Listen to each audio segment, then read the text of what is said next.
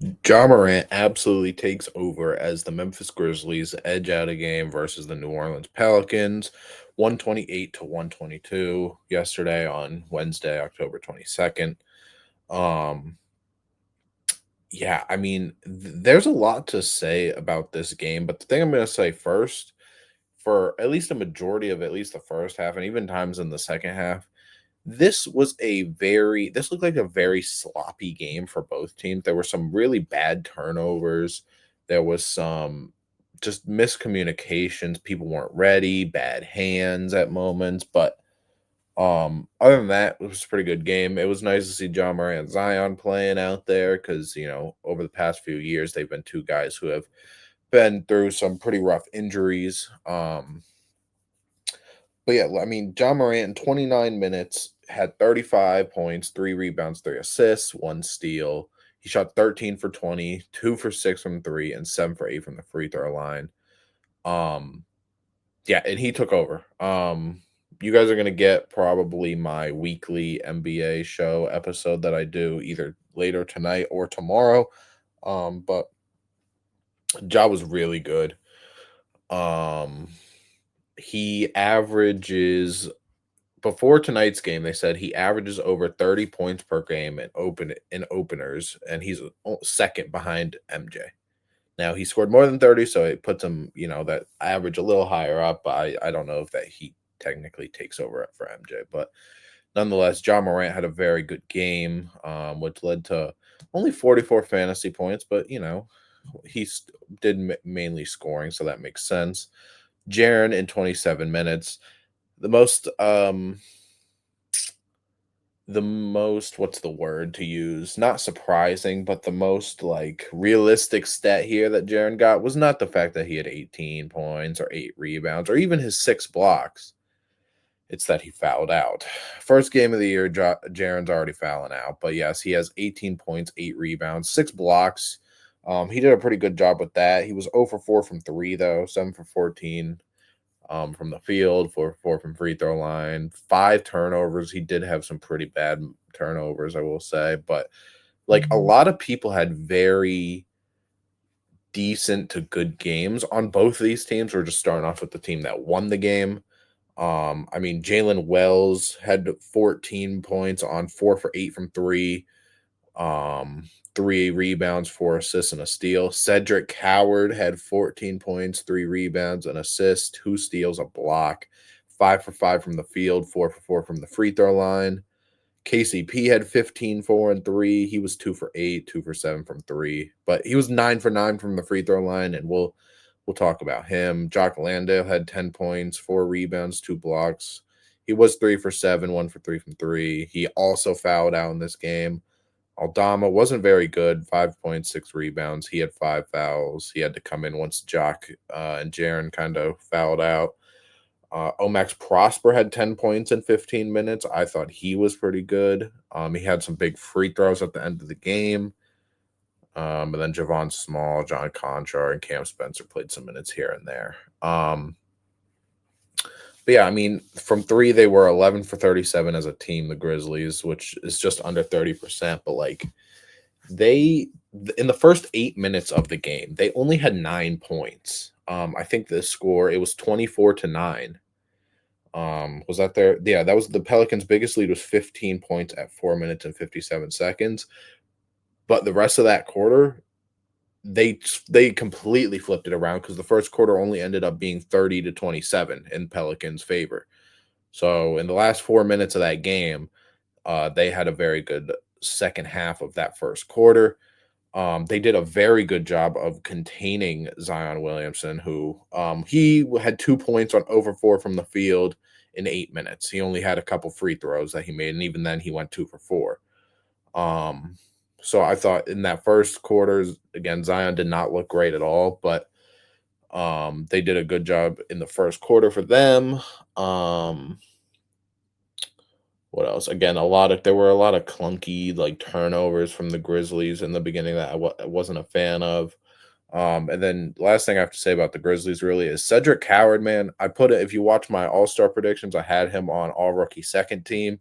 Not a lot of thing that people are looking out for Cedric Howard, but I mean he was a plus 24 tonight, and KCP didn't have necessarily a bad game. He didn't shoot very well, but he had 9 free throws. A lot of those were at the end of the game too. But KCP has a year kind of like how he had last year, and last year his averages 8 points, 34% from the three, 44% from the field. Like I could see a world where if Cedric Howard keeps it up, he could start at some point, or at least be like the first guy off the bench. But again, it's going to take a little bit more for a rookie to take over a guy like KCP, even if he did struggle in the first game. But I mean, Grizzlies 17 turnovers. They had 12 blocks as a team. Again, Jaren had 6, but Jock and Aldama had 2. And then a couple guys had 1, like Cedric Howard and Javon Small. But other than that, the numbers were pretty similar. I mean, the Pelicans won the rebounding battle. Same for assists. So let's get over to the team that lost. Zion Williamson in 33 minutes had 27 points, 9 rebounds, 5 assists, and 5 steals. He was very active with the steals, and it looked pretty good. Again, we talked about the first quarter. He, again, was over 4, but in the second quarter, he was 3 for 5. He hit 3 of 4 free throws and 9 points, and he had 7 points in the third quarter, and then another 9 points in the fourth quarter. So he ended up having a pretty good game. He was 10 for 21 from the field, 7 for 12 from free throw. You would hope that could get up because those free throws, obviously, those free throws matter. As a team, they shot 22 for 31. But yeah, again, they had a similar thing. They had some very sloppy points in the game too. Again, we said how they started great to the first quarter. This is one of the teams that I think, like, if the Pelicans were in the East, they would have a better chance in the postseason, whether that's play in or even playoffs. Because this team, talking about the Pelicans, they have a lot, but at the same time, I think the problem is like they don't have enough for the West. Like I would assume if people do their, rankings and predictions like that, a lot of people probably have the Pelicans missing it completely or playing at the most. They don't have them as a top 6 seed anymore. Granted, that's a lot behind Zion's health and stuff like that. And both these teams didn't have great health history last year, but it's a lot on Zion, obviously, and Trey Murphy and Herb Jones, who were all missed a lot of time last year. But Herb Jones had 17 points, 9 rebounds, 3 assists, 3 steals, and a block. He was 6 for 14 from the field, 3 for 5 from 3. He also fouled out in this game, but I liked what he was doing. Because like typically just a kind of 3 and D type of guy. And his 3-point shooting has gone up and down over the past couple of years, but he was trying to, drive a little bit more, seem like a creator and trying to get opportunities for people. Again, only ends up with 3 assists, but obviously for a guy that doesn't really do that, and them not having a traditional point guard in New Orleans, since DeJounte Murray is recovering from a right Achilles tear. I thought what he was trying to do was pretty good. Again, 17 points. It was a pretty good 3 steals. Jordan Poole had 17 as well, 2 assists, 6 for 14 from the field, 3 for 7 from 3. Again, he is going to be their point guard, but obviously he's not. He's more of a off guard / secondary creator. But I thought he wasn't too bad. Trey Murphy only had 13 points on 7 rebounds, 3 assists. He was 5 for 15 from the field, 1 for 6 from 3.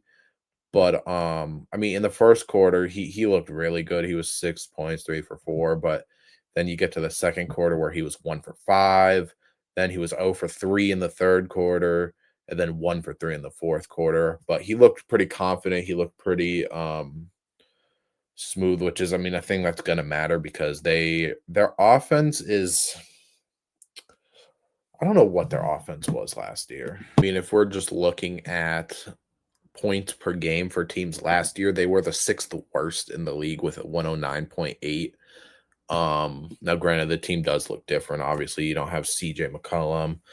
You have Jordan Poole now. You bring in like Jeremiah Fears and Derek Queen, who we'll talk about. I think this Sadiq Bey's first year. Yeah, first year on this team. The offense's personnel isn't great outside of like Trey Murphy and Zion.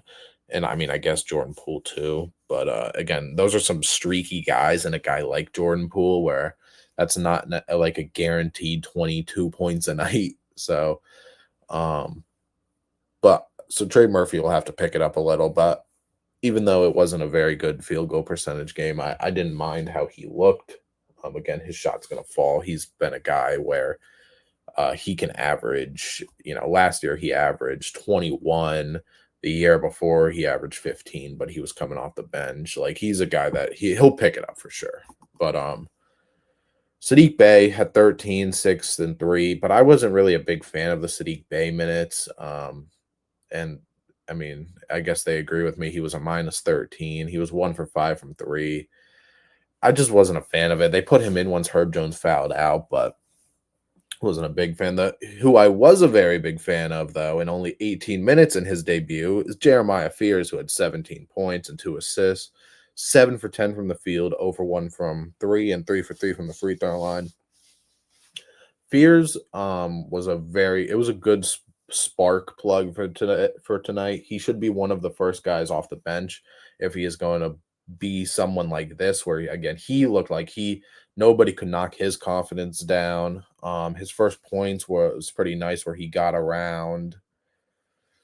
Was it I don't know. He got around somebody and avoided the contact, but he looked pretty good. The low light of his NBA debut was definitely Ja pointing at him at the end of the game. He's lucky I couldn't get that picture, else that would be the thumbnail for this video. But Jeremiah Fears had a very good game too. Yves Missy, 5 points, 7 rebounds. I thought he was pretty good. Again, Derek Queen, 15 minutes, 1 for 4, 3 points. I'm not a very big Derek Queen guy.